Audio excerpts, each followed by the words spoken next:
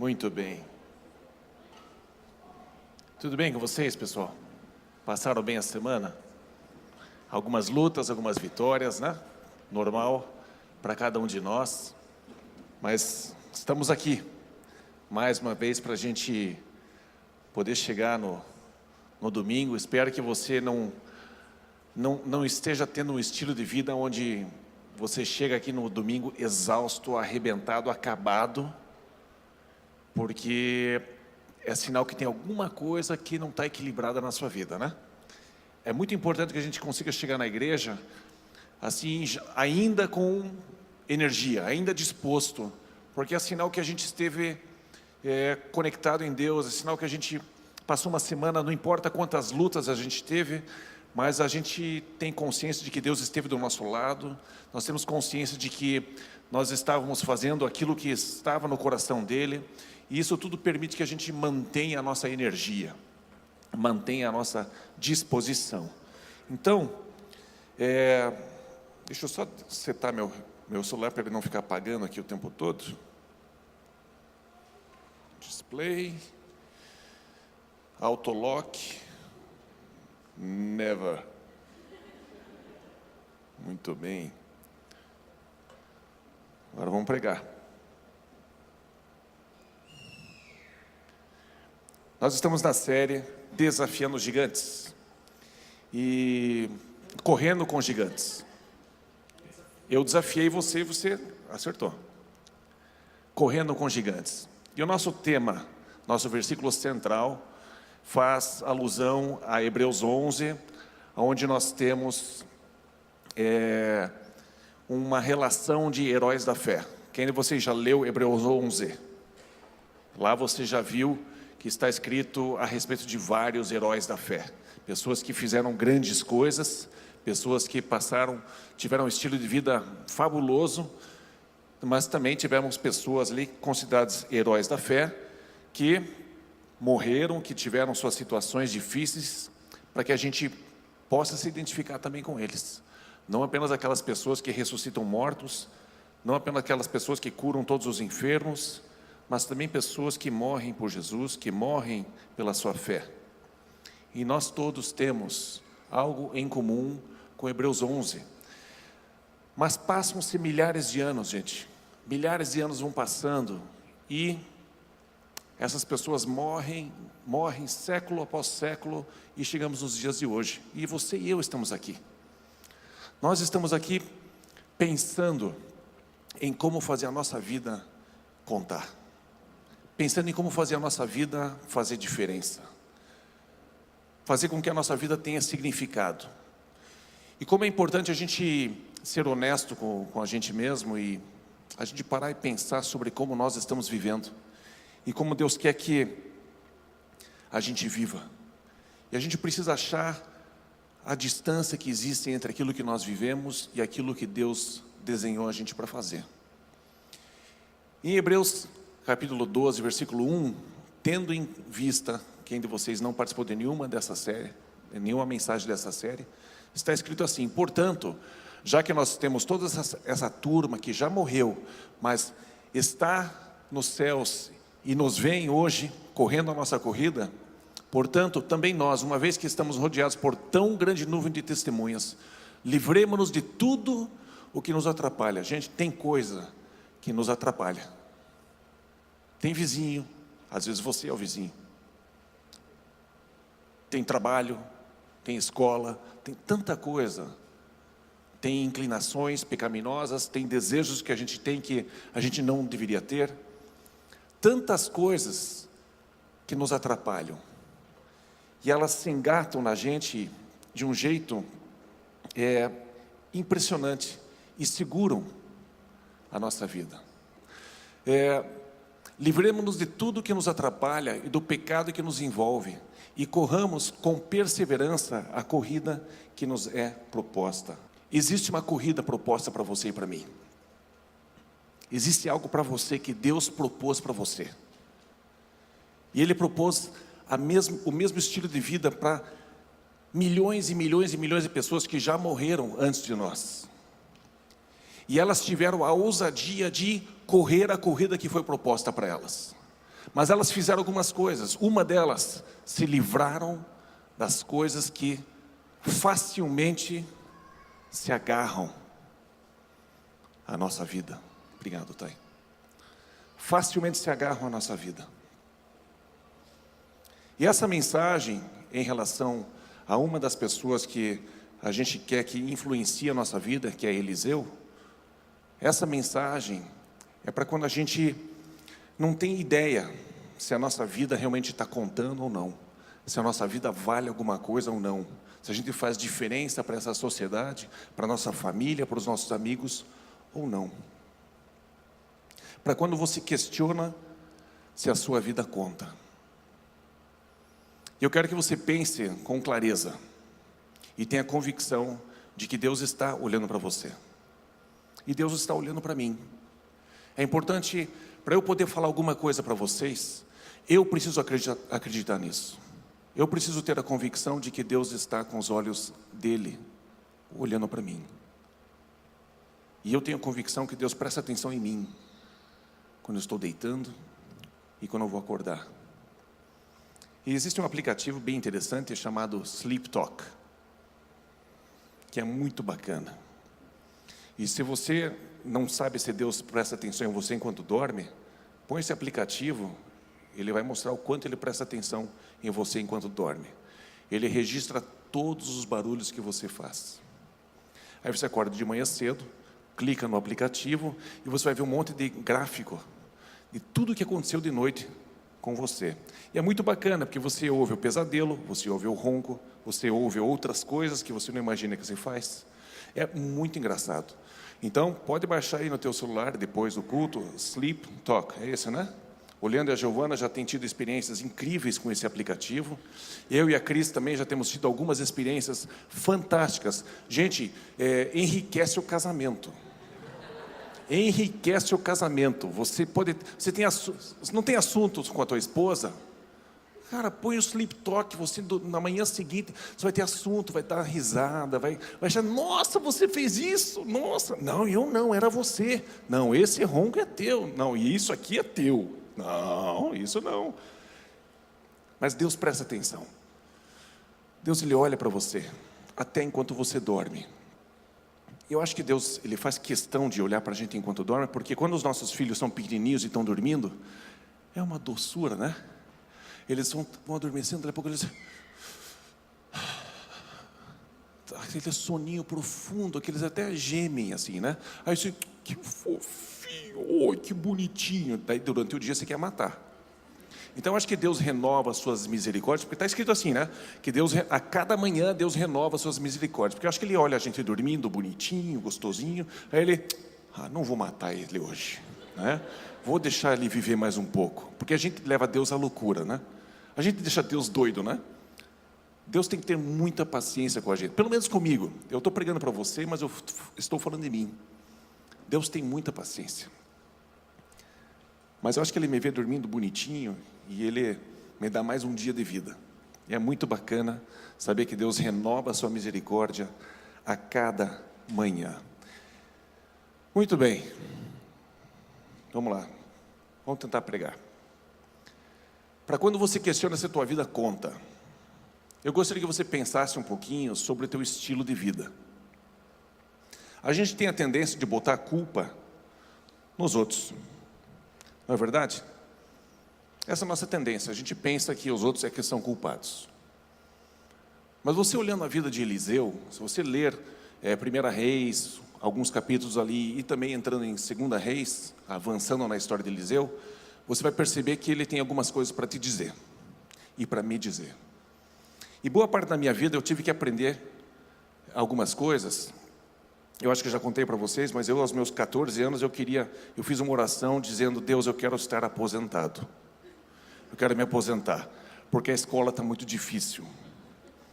Eu não estou conseguindo entender essa matéria, eu não estou aguentando essa pressão e não aguento mais. E eu comecei a chorar ali, diante da matéria, eu não conseguia entender o negócio. Aí minha mãe entra no quarto. O que foi, filho? Mãe, tá difícil. Eu acabei de fazer uma oração pedindo para Deus me permitir passar toda essa etapa da minha vida e já estar aposentado, com a vida ganha. Porque está muito difícil. Ela me deu uma lição de moral, me deu uma incentivada, né? E, graças a Deus, Deus não ouviu minha oração, né? Ele me deixou dormir mais uma noite, renovou a misericórdia dele, e no dia seguinte tive que fazer a prova. E, por incrível que pareça, a gente passa. A gente se esforça, passa o tempo, a gente põe um pouquinho de empenho, a gente larga algumas coisas que nos acompanham, né? Hoje a geração, como é difícil você tirar o videogame do piá para ele estudar. É inacreditável. YouTube e tudo mais. Tem que estudar. Não, já vou, tem que só ver mais 57 vídeos que estão na sequência aqui do YouTube. E não vai para o estudo. E aí tira a nota, claro, ótima, né?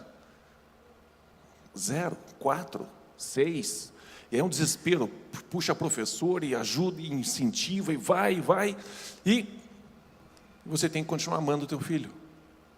Ele te faz gastar mais dinheiro, né? Não faz aquilo que ele devia fazer. E mesmo assim, você continua amando o teu filho. E Deus é assim com você e comigo. Mas não é isso que Ele quer, não é verdade? Sandrine, né? Bom, não vou nem começar, né, Sandrine? Com certeza Deus quer que o Sandrine faça melhor na vida do que ele está fazendo hoje. Com certeza, tem várias coisas, né, Sandrine? Não, obrigado, Sandrine. Você foi no estacionamento hoje, foi super legal. Alguém bateu o carro hoje ali, Kleber? Não? Deu tudo certo? Então valeu, Sandrine. Boa participação. Mas Deus, Ele tem o melhor para a gente. E a gente não enxerga, a gente fica lutando com Deus. Mas como é importante a gente dar o nosso melhor, aonde quer que Deus te coloque. Não importa onde você nasceu, em que família você nasceu, em que época você nasceu. Você e eu precisamos dar o nosso melhor, aonde quer que a gente esteja. Aonde quer que você esteja, aonde você está hoje, você está dando o seu melhor? Você está fazendo tudo aquilo que está a seu alcance?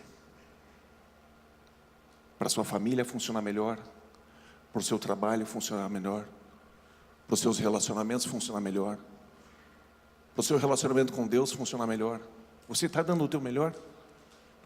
É uma pergunta que eu me faço, Deus, eu fiz o meu melhor hoje? Hoje, domingo, eu fiz o meu melhor?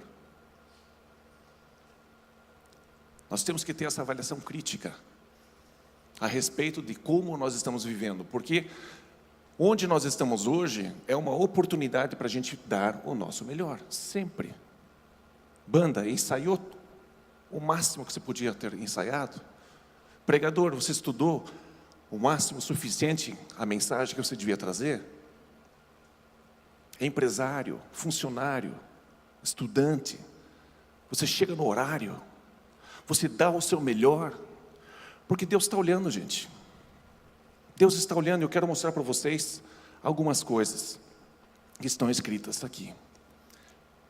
Em relação a dar o seu melhor, como é importante você dar o seu melhor no anonimato. Não tem fama envolvida, não tem nenhum reconhecimento envolvido, mas você dá o seu melhor mesmo assim. Como é importante essa característica dentro da gente. Porque ainda que ninguém te recompense, Deus vai te recompensar. E como é importante a gente ter essa consciência. O que eu estou fazendo hoje, ninguém está vendo. Ninguém vê o horário que eu levanto, ninguém vê a hora que eu durmo. Ninguém vê o esforço e o suor que eu tenho colocado sobre as coisas que eu preciso fazer. Mas Deus está vendo. Deus está de olho. E Ele quer te recompensar, mas Deus é justo. É como se você pedisse para Deus passar você no vestibular e não deixar o outro passar no vestibular. Como dizem, né? Se campeonato de futebol dependesse de macumba, acabava tudo empatado. Porque o que rola de macumba para time ganhar é impressionante. Deus, Ele é justo e Ele recompensa você e eu. E eu quero te aconselhar a esperar que essa recompensa venha de Deus. Seja aquela pessoa que faz as coisas certas no anonimato. Ninguém precisa saber. mas você e Deus sabem. E você tem um compromisso com Ele de fazer as coisas da melhor maneira possível. Não melhor do que os outros, mas da sua melhor maneira. Você tem preguiça no meio do caminho? Isso não é o melhor. Você precisa eliminar tudo aquilo que facilmente se engata em você e impede você de correr a corrida que foi proposta. Deus propôs para você levantar, trabalhar, estudar, comer, dormir, entre outras coisas. Mas se você acorda tarde, chega atrasado no trabalho, chega atrasado no estudo, chega atrasado nisso, chega atrasado naquilo, você está dando o seu melhor? Será que esta é a corrida proposta por Deus para você ou para mim? É claro que não. É claro que não. Deus tem algo muito melhor. Mas cabe a nós nos desengatarmos de coisas que se alojam sobre nós. Como é importante a gente viver uma vida consciente de que a vida é curta, mas ela pode ser fantástica, ela pode ser aproveitada ao máximo, e é isso que Deus quer. Olha o que está escrito aqui, 1 Reis 19 diz assim: então Elias saiu de lá e encontrou Eliseu, filho de Safate. Ele estava arando com 12 parelhas de bois, e estava conduzindo a 12ª parelha. Elias o alcançou e lançou sua capa sobre ele. Eliseu era um homem rico, família rica. Ele estava arando o campo com 12 juntas de bois, e ele estava lá na última, olhando dia após dia, arando aquela terra, olhando o traseiro dos bois. Essa era a visão dele, gases dos bois vindo sobre ele, ele olhando aquele quadril, todo santo dia. Mas ele estava lá, fazendo a sua obrigação, e com certeza era cedo. O homem do campo não trabalha tarde, ele vai cedo, arar a terra. Eliseu estava ali fazendo o que ele tinha que fazer. Mas às vezes a riqueza, às vezes a propriedade, às vezes tudo aquilo que você tem, às vezes isso não é o suficiente. E no caso de Eliseu especificamente, ele não tinha nascido para aquilo, ele tinha nascido para outra coisa, e estava por se desvendar, mas não se desvendou quando ele nasceu. João Batista já foi desvendado antes dele nascer, Jesus antes dele nascer, mas Eliseu não sabia. E assim é com a maioria de nós, a gente não sabe o que a vida ou o que Deus tem reservado para nós. E para você receber a promoção ou ser o sucessor de alguém, este alguém lança sobre você a capa, e foi o caso de Elias. Elias, um profeta espetacular, tem registrado na história dele, escrita na Bíblia, 14 milagres. E Eliseu conhecia Elias, sabia quem ele era. Chega Elias, ele lança a capa sobre Eliseu, e Eliseu já entendeu: eu sou o sucessor. Que honra, que privilégio, que fantástico o que está me acontecendo. Mas até que isso acontecesse, gente, Eliseu foi fiel, todo dia, trabalhando com juntas de bois, vendo uma cena nada agradável, a traseira de 2 bois na frente dele, todo dia. Outra passagem diz assim,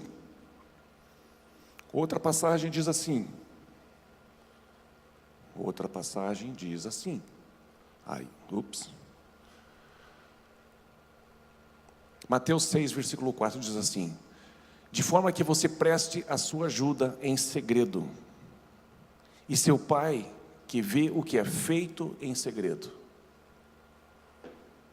ele te recompensará. Está escrito na palavra de Deus, gente, algumas coisas. Eu não posso recompensar meu filho do jeito que Deus pode recompensar, nem minha filha, nem meu outro filho. Nem vocês podem fazer isso com os filhos de vocês, mas Deus pode. Mas enquanto eu e você não fizermos aquilo que nós devemos fazer, no anonimato, Enquanto eu não fizer isso em segredo entre eu e meu Deus, Ele não vai me recompensar. Eu preciso ter esse estilo de vida. Eu preciso viver com Deus de uma maneira honesta, sincera, intensa, fazendo aquilo que me foi proposto fazer. Por enquanto é arar a terra com 12 juntas de bois. É isso mesmo, é isso que veio para a tua mão. Então eu vou fazer isso. E Deus um dia vai me recompensar. O meu destino está na mão dEle. O carro que eu vender vai ser um carro que vai ser bom para aquela pessoa. A música que eu fizer vai ser uma música que vai abençoar milhões de pessoas. Ainda que leve 3 anos para uma música despontar, ainda que leve uma geração inteira, Deus que te vê em secreto.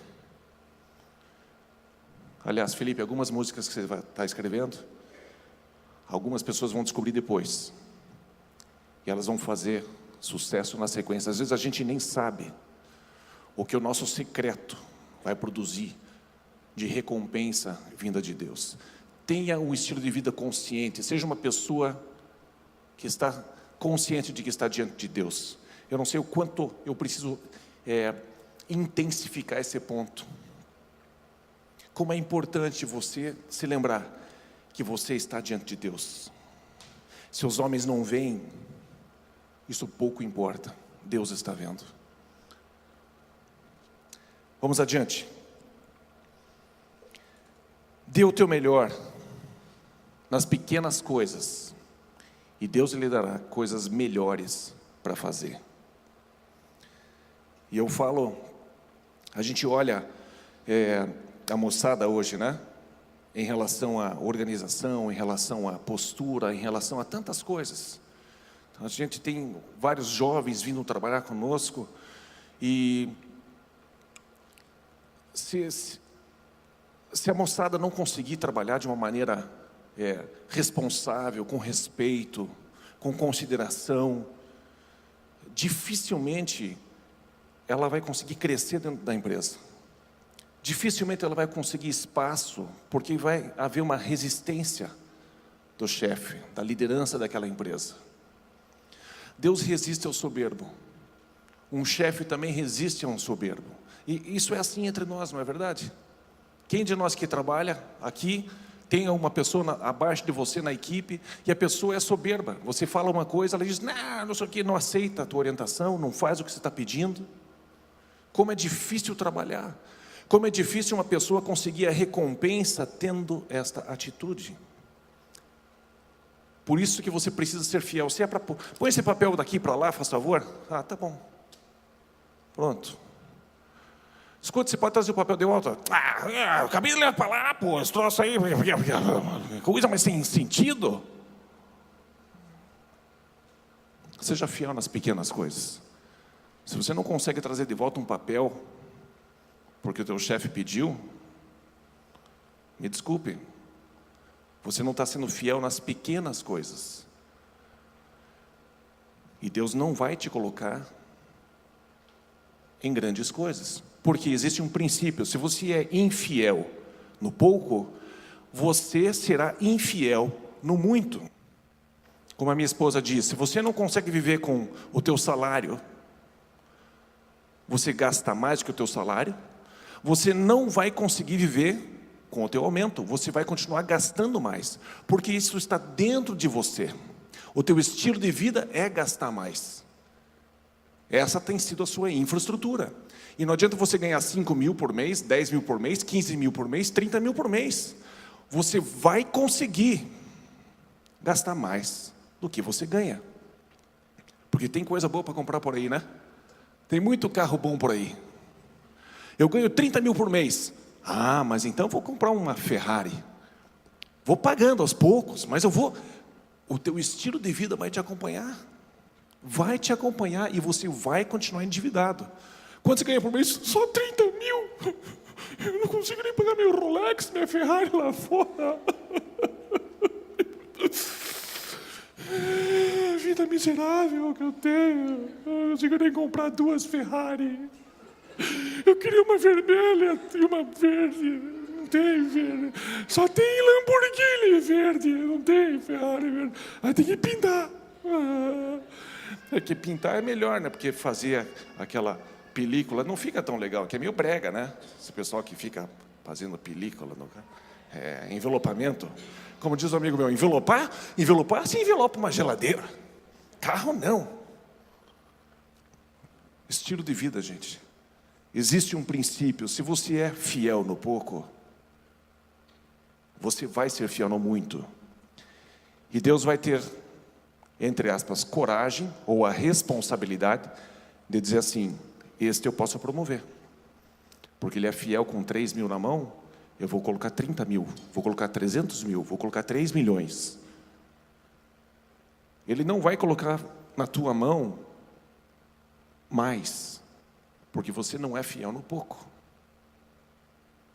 E não adianta espernear. A vida é assim. Os homens, os patrões, Deus, Ele vai analisar como você lida com as coisas, nas pequenas coisas. E Ele não vai te promover. Porque Ele é responsável com aquilo que Ele tem nas suas mãos. Deus é responsável com as coisas que Ele tem. Tudo é dele. E Ele entrega para quem Ele quiser. Mas Ele analisa. Quem tem sido fiel no pouco? Quem tem sido fiel no anonimato? Quem tem feito além do que eu peço? Obrigado, Sandrine. Hã? Eu não pedi, mas você é um cara que faz além. Viva, Sandrine!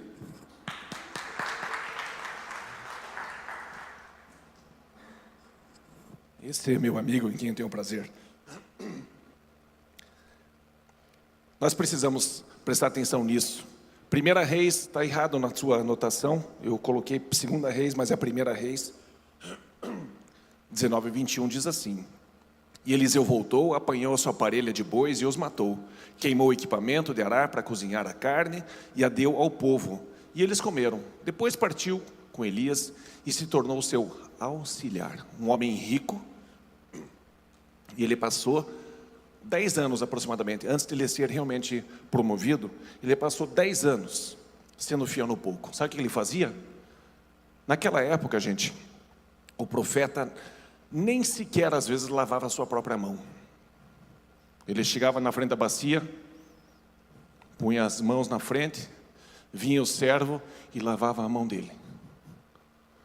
Um homem rico, tinha posses, largou tudo e veio servir Elias, por uns 10 anos.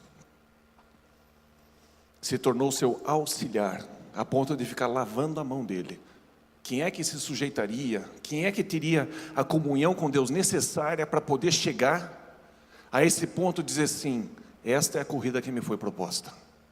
Eu estou conectado em Deus, e enquanto eu faço esse serviço aqui, humilde, que não tem destaque algum, limpar um banheiro lá atrás, não tem destaque, gente. Pregar aqui na frente tem destaque, cantar aqui na frente tem destaque, mas limpar um banheiro, nem tanto, né, Kleber?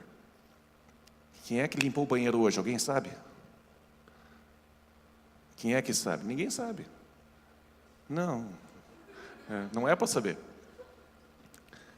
Mas Deus vê em secreto e Ele recompensa.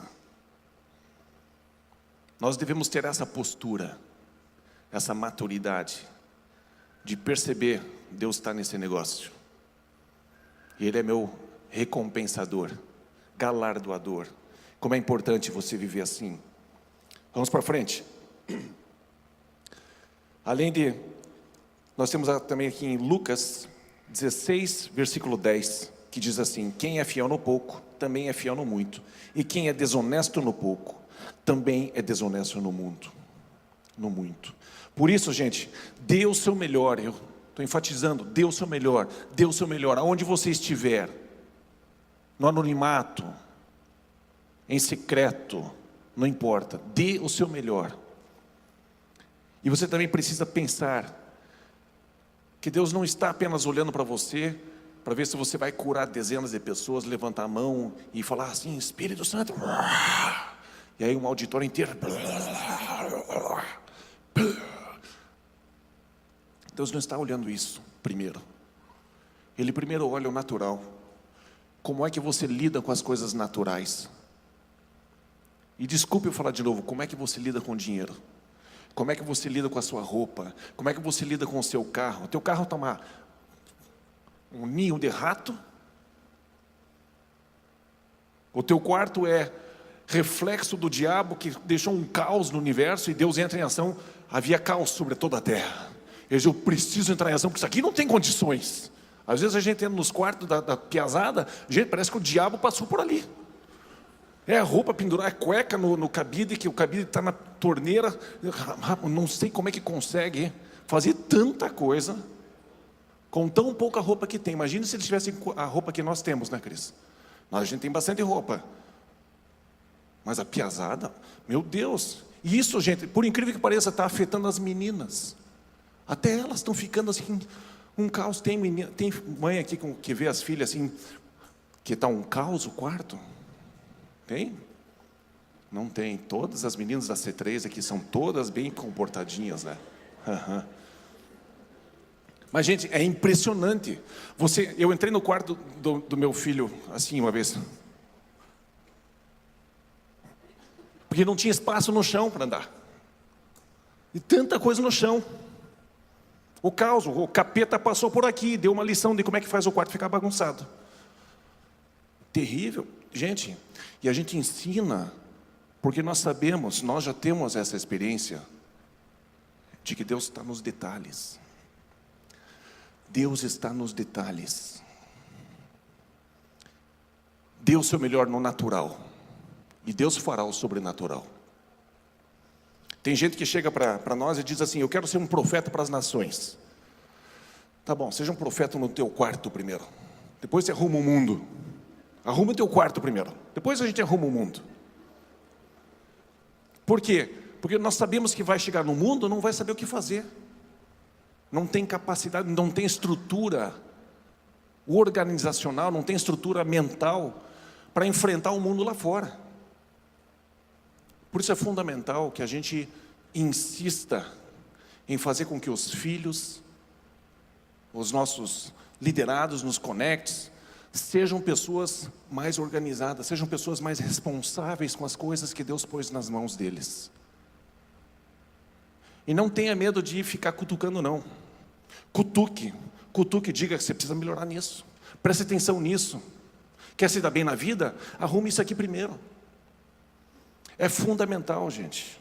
Fundamental. Depois de atravessar, Elias disse a Eliseu, o que posso fazer por você antes que eu seja levado para longe de você? Respondeu Elias, faze de mim o principal herdeiro do teu espírito profético. Na verdade tem uma expressão melhor que diz assim, eu quero o dobro da tua unção. E onde estava escrito ali, onde foi registrado 14 milagres de Elias, foram registrados exatamente 28 milagres de Eliseu, dentro da Bíblia. Exatamente. Ele pediu o dobro. Elias, você tem X, eu quero 2X. E Elias sabia que o preço não era pequeno. Você fez um pedido difícil, mas se você me vir quando eu for separado de você, terá o que pediu, do contrário não será atendido. E aqui eu quero destacar o seguinte, tem gente que parou de pedir para Deus. Alguns de nós parou de pedir. E sinceramente, talvez alguns de nós continuem pedindo, mas a gente está pedindo coisa tão medíocre, tão pequena, tão fora de propósito, que Deus fala assim, doeu? Essa aliança.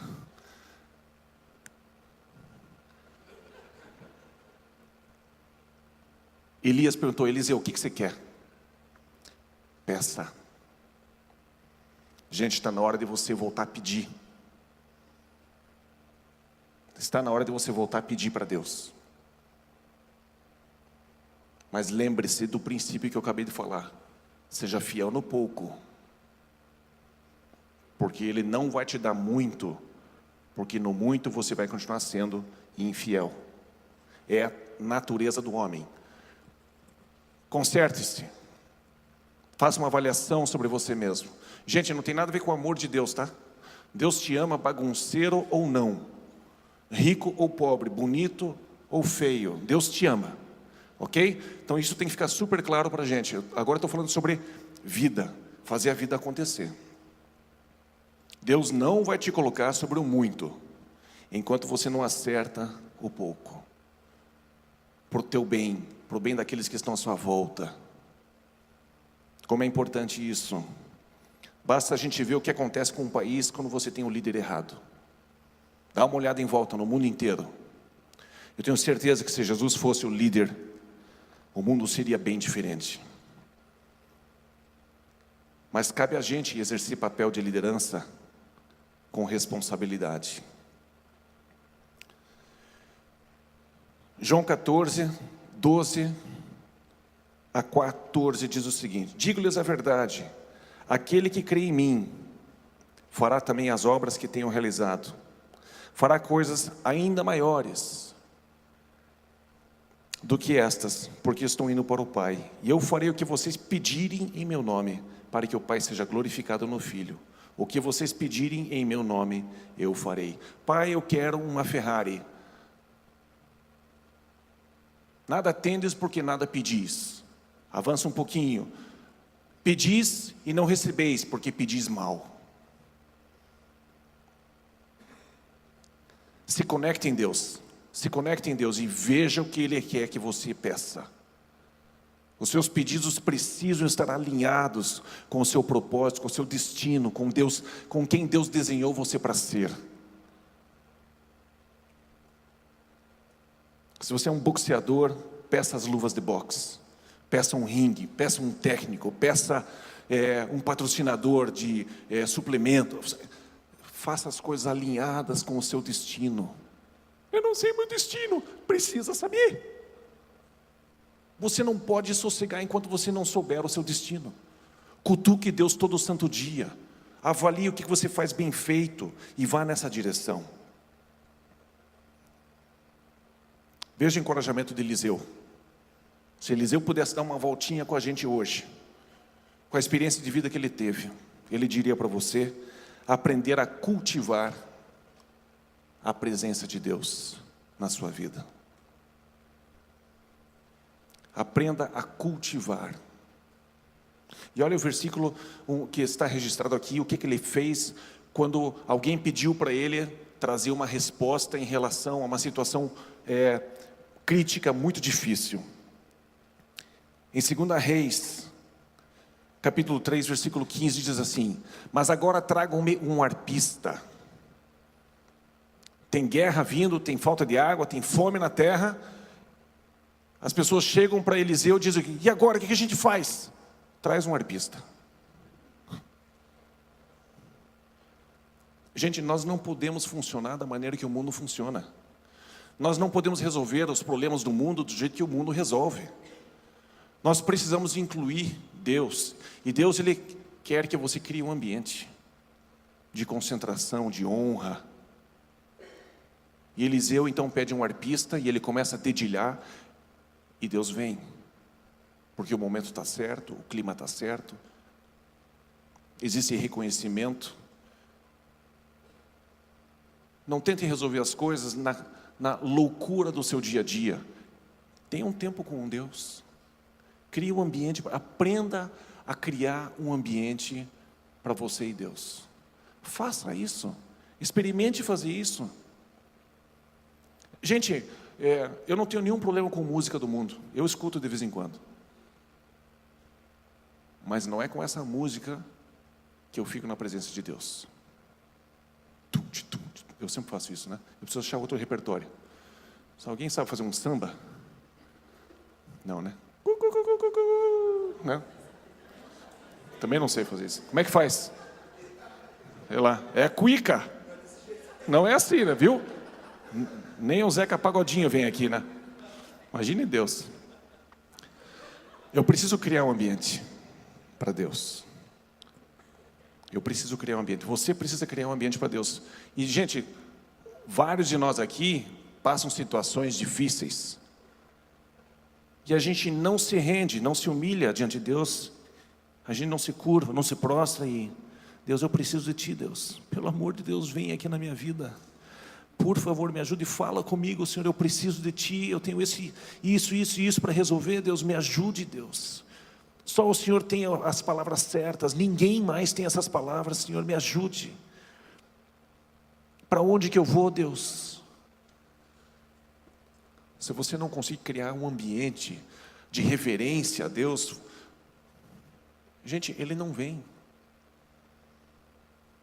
Deus resiste ao soberbo. Não seja soberbo de sair tocando a sua vida do jeito que você quiser, e Deus vai ter que resolver depois. Afinal de contas, Ele não me ama? Ele te ama, mas Ele pode te ver morrendo, e mesmo assim te amando. Ah, meu filho, eu te amo tanto. Que pena que você não passa a sua vida comigo. Que pena.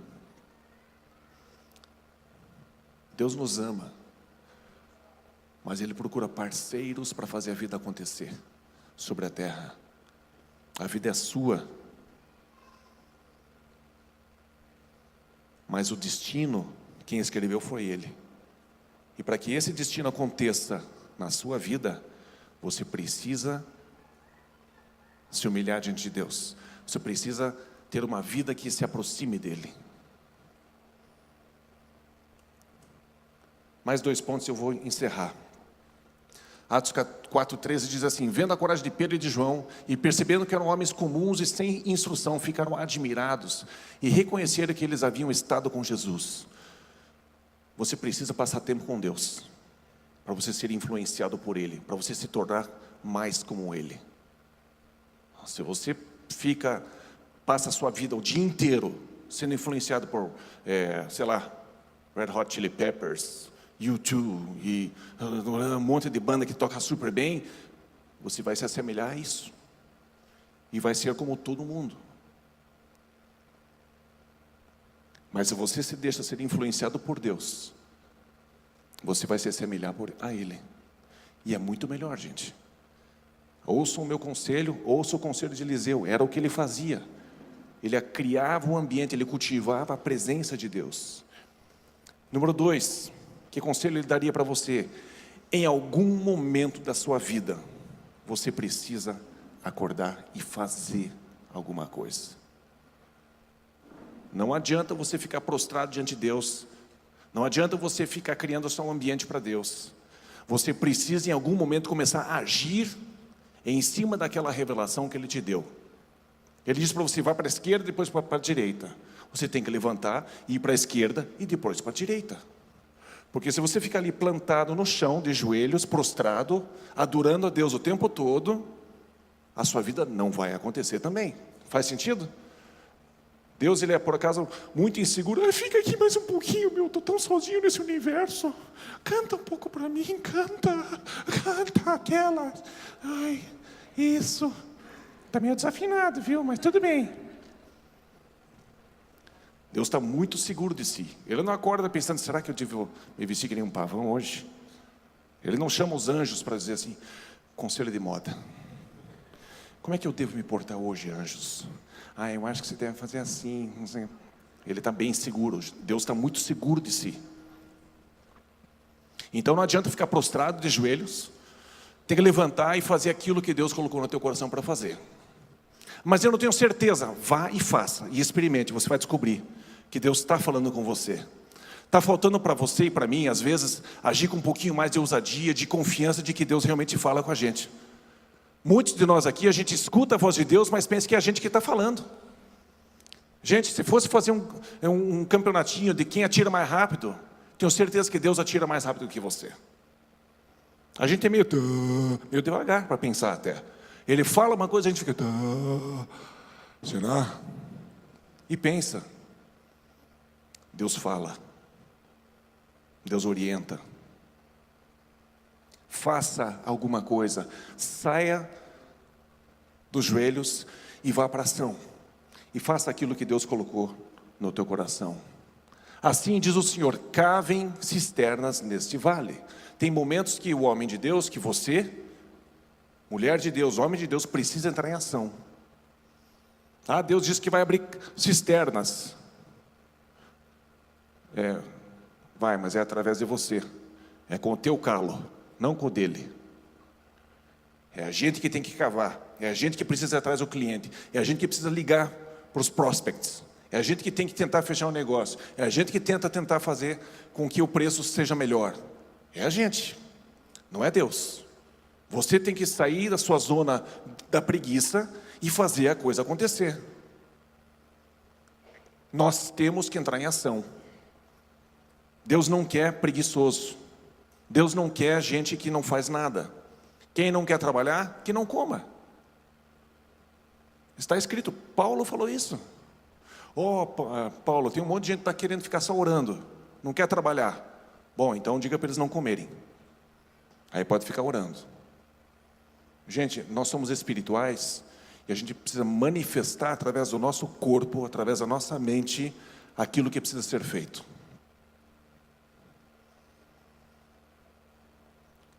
Outra passagem, ou um outro pensamento. Sonhos precisam iniciar em inspiração e ser uma ação. Não adianta ficar sonhando, gente. Tem que arregaçar a manga e trabalhar. Os políticos, eles fazem as campanhas assim, né? Com a manga arregaçada, né? Propaganda enganosa, né? Mas significa que é uma pessoa que põe a mão na massa. Deus quer isso. Pessoas espirituais, mas que põem a mão na massa. Você e eu precisamos ser desse jeito. Assim também a fé por si só, se não for acompanhada de obras, está morta. E eu não quero ninguém tendo uma fé fictícia. Porque se a gente acredita que Deus está conosco, a gente dá um passo em direção ao desafio. Ah, Deus está comigo, então vai lá enfrentar o gigante. Bom, veja. Deus está com você? Mostre. Enfrente o desafio. Enfrente o gigante. Eu posso morrer. Pode. Mas você pode vencer. Se você não for, nada acontece. Mas você não está sendo parceiro de Deus para a sua vida acontecer. Não baseie a sua vida no visível, mas no invisível. Quantas coisas acontecem ao nosso redor e influenciam o jeito da gente viver. Você não foi feito para isso, tá? Você que está aqui, você foi chamado para agir. Felipe, pode vir com a banda. Você foi chamado para ser uma pessoa que se aproxima de Deus, cria o ambiente para Deus vir. Você foi chamado para ser os braços, as pernas, a voz de Deus sobre a terra. E você precisa perceber que, ainda que você não esteja vendo nada, apenas o desafio pela frente, tem um gigante na sua frente, ainda assim, você não é guiado por aquilo que você vê, você não é guiado pelo problema que você vê, você é guiado por aquilo que é invisível, por uma promessa, por uma voz que vem sobre você e diz, vai.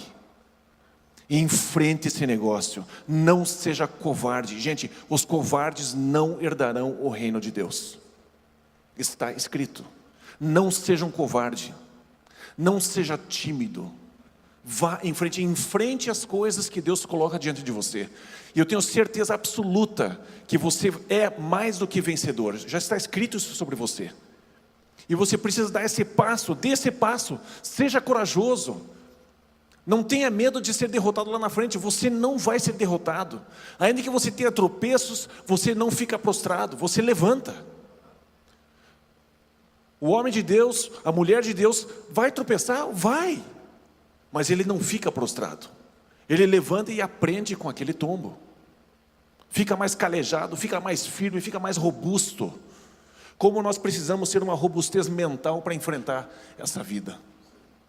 Você precisa disso. Você precisa ver o tamanho que Deus tem. Deus, Ele é enorme. Ele é gigantesco. Ele é simplesmente infinito. Pois assim diz o Senhor, vocês não verão nem vento nem chuva. Contudo esse vale ficará cheio de água. E vocês, seus rebanhos e seus outros animais beberão. Mas para o Senhor isso ainda é pouco. Ele também lhe entregará Moabe nas mãos. Momento em que Eliseu estava profetizando. Ele disse: olha, não tem água aqui, mas o que vocês veem não vai afetar a realidade. Isso aqui tudo vai estar cheio de água daqui a pouco. E vocês não vão ouvir o vento, vocês não vão ver a chuva chegando, mas isso vai acontecer. Gente, o que a gente vê no Brasil não é a realidade de Deus. 1984, eu estava numa aula de história, e o professor de história, ele nem sabia o que estava falando, mas naquele momento o Espírito Santo falou para mim: ele está profetizando algo que vai acontecer nesse país, daqui a 50 anos, nós seremos a terceira maior nação desse mundo, 2034, e eu tenho essa data firme dentro de mim. Por isso que eu não saio do Brasil, por isso que eu não quero sair daqui, por isso que eu continuo acreditando nesse país, porque eu tenho uma palavra que me faz permanecer. Essa palavra é minha, e eu estou agindo em cima dela porque Deus falou comigo.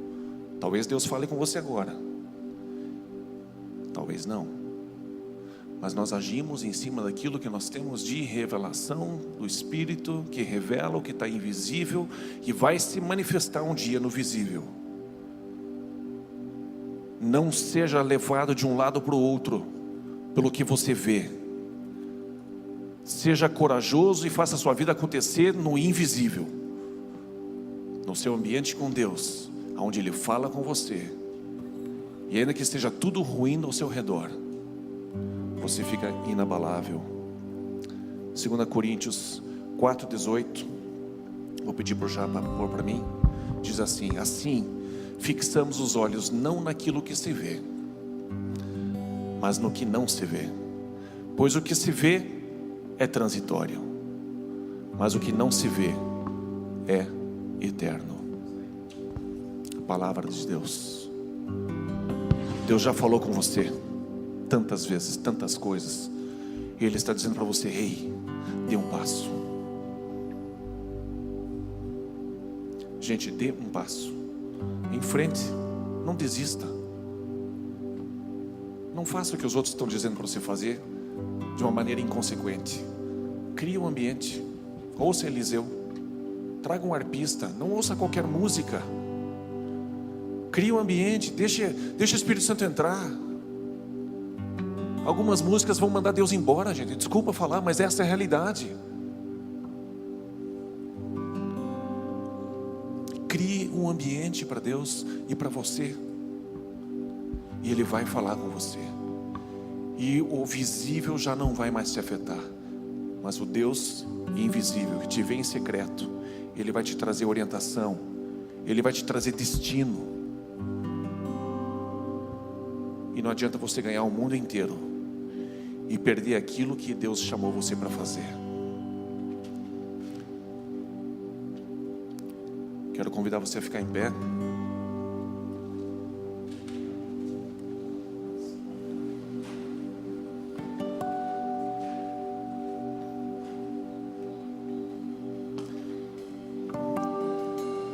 Se você trouxe a sua oferta, você pode deixar na sua saída ali.